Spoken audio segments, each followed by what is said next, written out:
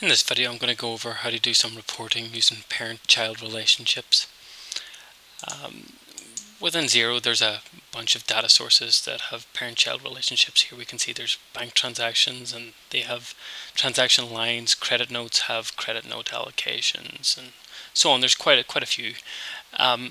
For this example, we'll go with invoices, and I'll just choose the sales invoices to get started.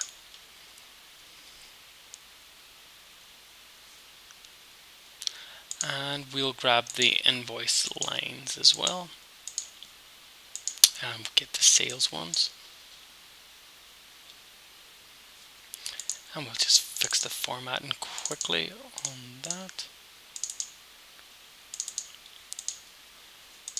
Good.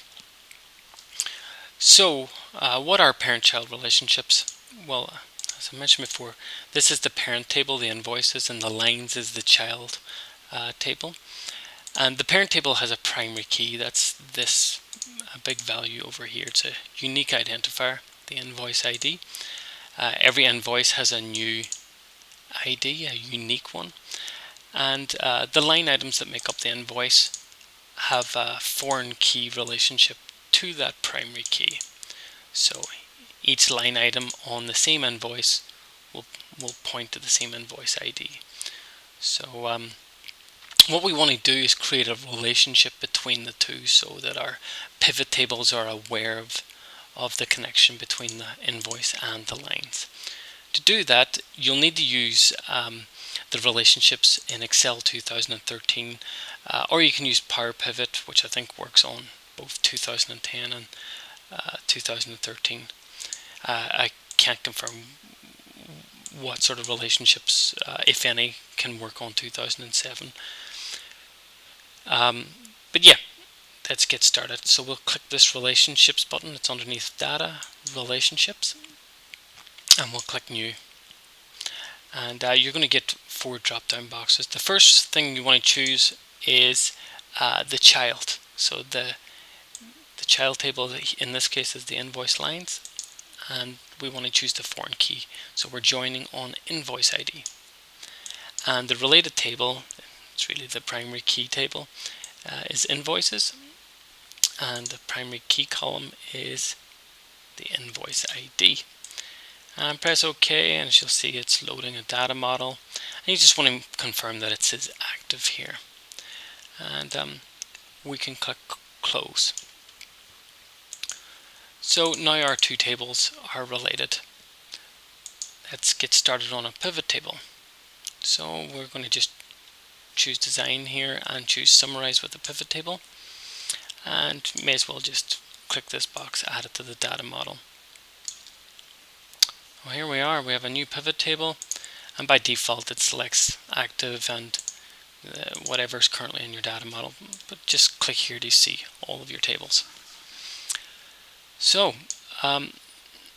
let's have a look at the invoice and see what fields that we're interested in. So maybe we might want to get the invoice number. That'd be a good start. And you can get the invoice number from the invoice lines. I do include a couple of fields here that are handy. So I have invoice ID and the number just for handy reference. I also have contact ID and contact name, because most of the time that's just what you want. But for this demonstration, we'll choose fields that aren't in the child table. So we'll choose invoice number and maybe something else here. We'll probably do our columns by fully paid date. And on those rows, we'll also add the item code. Now notice what happens. For every invoice here, it's showing every item code, and these invoices didn't have those items, but that's okay. That's just how the pivot tables work until you add a value field. So let's do that. We'll choose the line amount for our value, and you'll notice that it now minimizes down to just the items that were actually on the invoices. So there we have our parent-child relationship in action. There are downsides, however, of using a data model. For example, some of the handy features of Excel like grouping no longer work. So normally I would choose this date column and select group because these dates aren't very useful, and the grouping would allow me to group it by years and months. It's very handy, but I can't do that anymore.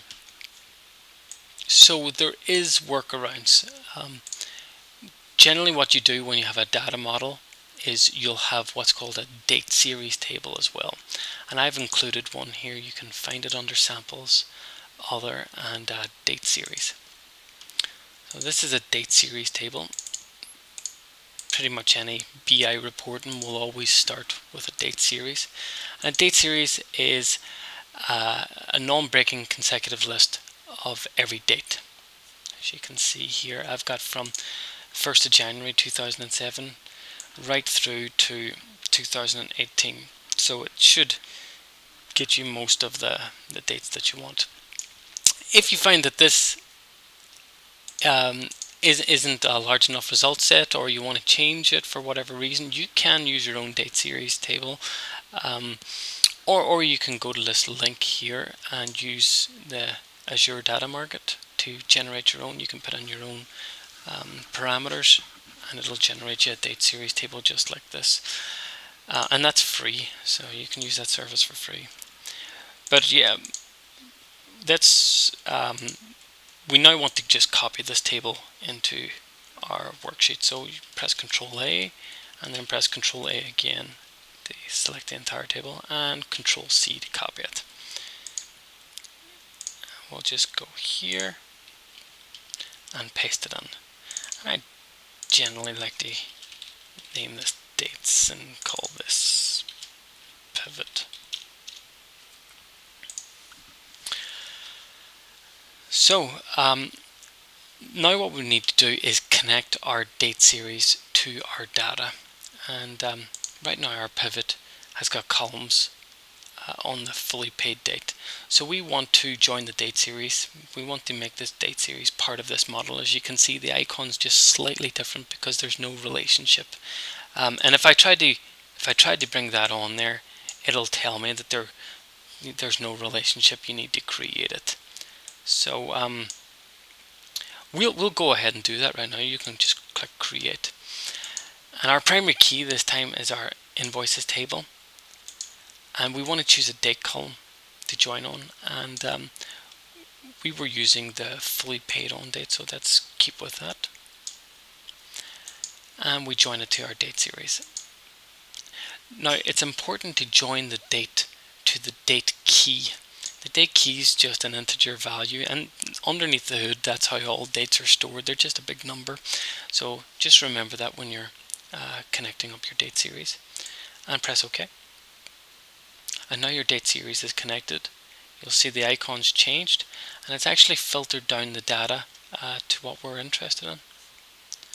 And now we can try out different things here. We could say, okay, put in the quarter underneath the year. As you can see, we've now got quarters. Maybe we'll just get rid of those totals. Maybe we're not interested in that. Maybe we're interested in month name. And you'll probably notice the months aren't ordered. That's just because Excel sees that as a text entry. We can fix that by choosing month name and choose more sort options. Choose ascending, click more options, and here's where the magic happens. In here there's a calculation for month names. Just press OK and press OK on that, and that will sort the names correctly for you.